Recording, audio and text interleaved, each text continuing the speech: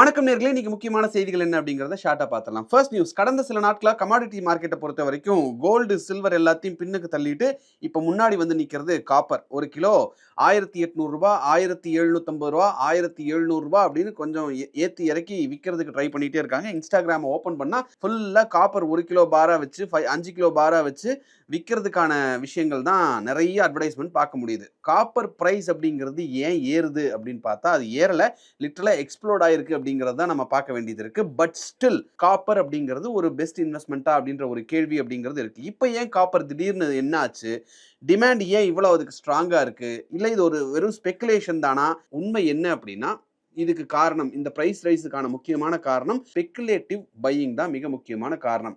இந்த ரேலி எங்க ஆரம்பிக்குது, இதுக்கான ஆரம்ப புள்ளி ஆரம்பிச்சு வச்சது வந்து சைனீஸ் ட்ரேடர்ஸ். ஸோ இப்போ பிக் பிக்சர் என்ன அப்படின்னு பார்த்தோம்னா காப்பருக்கான ஒரு லாங் டேர்ம் டிமாண்ட் அப்படிங்கிறது இருக்கும் அப்படின்னு சொல்லி பெரிய அளவில் ப்ரொபகேண்டா பண்ணப்படுது. அதுக்கு சிம்பிளான ஆன்சர் என்ன அப்படின்னா எனர்ஜி, அதாவது கரண்ட் டிரான்ஸ்மிஷன், நம்ம ஒயருக்குள்ள இருக்கு இல்லையா அந்த கம்பி, அதுதான் copper wire. So copper obviously energy டிரான்ஸ்மிஷனுக்கு அது தேவை, எலக்ட்ரிக் வெஹிக்கிள் யூசேஜுக்கு அது தேவை, ரெனியூபிள் எனர்ஜி டிரான்ஸ்மிஷனுக்கு அது தேவை, பவர் கிரிட்ஸுக்கும் தேவை, அண்ட் டேட்டா சென்டர்ஸ்க்கு இது எல்லாமே தேவைப்படுது. இனிமேல் வரக்கூடிய காலங்களில் இதுதான் பீக்ல இருக்கும். அதனால காப்பருக்கான டிமாண்ட் அப்படிங்கிறது எங்கேயோ போக போகுது அப்படின்னு சொல்லி அட்வர்டைஸ்மெண்ட் பண்ணி இந்த காப்பரை வந்து சேல் பண்ண வைக்கிறதுக்கு என்னென்ன உண்டோ எல்லாம் பண்ணிட்டு இருக்காங்க, குறிப்பாக சோஷியல் மீடியாவில். பட் இது கம்ப்ளீட்லி ஒரு ஸ்பெகுலேட்டிவ் ரேலி அப்படிங்கிறத எல்லாரும் புரிஞ்சுக்க வேண்டியது ரொம்ப முக்கியமான விஷயமா இருக்கு. இதுக்கு முன்னாடியே பேஸ் மெட்டல்ஸ் மேல ஒரு இன்ட்ரெஸ்ட் அப்படிங்கிறது, இன்வெஸ்டருக்கு ஒரு இன்ட்ரெஸ்ட் அப்படிங்கிறது உண்டாயிருந்தது. அதுக்கு காரணம் என்னன்னா ஜியோ பொலிட்டிக்கல் டென்ஷன், அடுத்தது வந்து இன்ஃபிளேஷன், அதாவது விலைவாசி தொடர்பான ஒரு பயம். கோல்டோட இன்ஃபிளேஷன் அப்படிங்கிறது பெக்கா இருக்கிறதுனால கோல்டை வாங்கிட்டா இன்னும் பெட்டர் அப்படிங்கிறது இன்வெஸ்ட்மெண்ட்ல, அதாவது மெட்டல்ல இன்வெஸ்ட் பண்றதுக்கான ஒரு பேஸ் அப்படின்னு நம்ம அதை எடுத்துக்கலாம். ஆனா கோல்டு சில்வர் எல்லாம் ஆல்ரெடி ஒரு பீக்கை தொட்டுட்டு இருக்கக்கூடிய சிச்சுவேஷன்ல இப்ப காப்பர் தான் அடுத்த கோல்டு அப்படின்ற மாதிரியான விஷயங்களை பரப்பி விட ஆரம்பிச்சிருக்காங்க. சரி, காப்பரை நான் வாங்கிட்டேன் அப்படின்னு நீ வச்சுக்கோங்களேன். காப்பர் வாங்கினா என்ன நடக்கும்? காப்பர் மேல ஆக்சிடேஷன் அப்படின்னு நடக்கும். இப்ப நான் கையில காப்பு போட்டிருக்கேன் பாத்தீங்களா, இது காப்பர். இதுல ஒரு கலும்புன்னு சொல்லுவாங்க, இதுல வந்து ஒரு கிரீனிஷ் கலர்ல வரும்.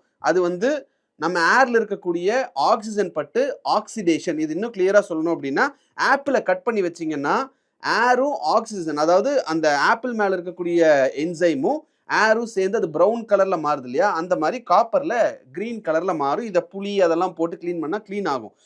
ஆனா இந்த ஆக்சிடேஷன் அப்படிங்கிற ஒரு விஷயத்த நீங்க பாரா வாங்கி வைக்கும் போது அந்த பாரை மெயின்டைன் பண்றதுங்கிறது ரொம்ப கஷ்டமான விஷயம்.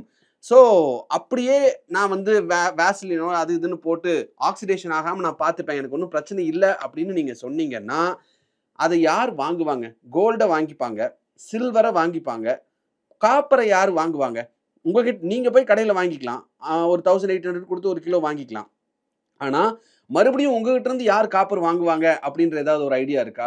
சில்வர் அப்படின்னா நீங்க நகை பண்ணிக்கலாம், காப்பர்னா இல்லை இந்த மாதிரி காப்பு தான் பண்ண முடியும். சில்வர்ல கொலுசு மாதிரியான விஷயங்கள்லாம் பண்ணிக்க முடியும்னா இந்த காப்பர் காப்பு எவ்வளவு நாளைக்கு எவ்வளவுதான் நீங்க பண்ணி போட முடியும்ன்றது ஒன்று இருக்குல்ல. ஸோ அதை ஒரு இன்வெஸ்ட்மெண்ட் அப்படின்னு நீங்க பாக்குறீங்கன்னா டெஃபினெட்லி நோ. இந்த ரேஞ்சில் போயிட்டு இருந்ததுன்னா எல்லாரும் காப்பர் வாங்க ஆரம்பிப்பாங்க. அப்போ காப்பர் வாங்க ஆரம்பிச்சோன்னே அதோடைய ப்ரைஸ் இன்க்ரீஸ் ஆனோடனே அடுத்தது வந்து அலுமினியம்க்கு வருவாங்க, அப்புறம் பிராஸுக்கு வருவாங்க. இந்த மாதிரி அப்புறம் நம்ம அலுமினியம் தட்டு இருக்கு இல்லையா, அதெல்லாம் ஒரு கிலோவா வாங்கி வைக்கக்கூடிய சிச்சுவேஷன் வர்றதுக்கான வாய்ப்பு இருக்கு அப்படின்னு கூட நம்ம இப்போ இருக்கக்கூடிய நிலைமையை பார்த்தா புரிஞ்சுக்க முடியுது.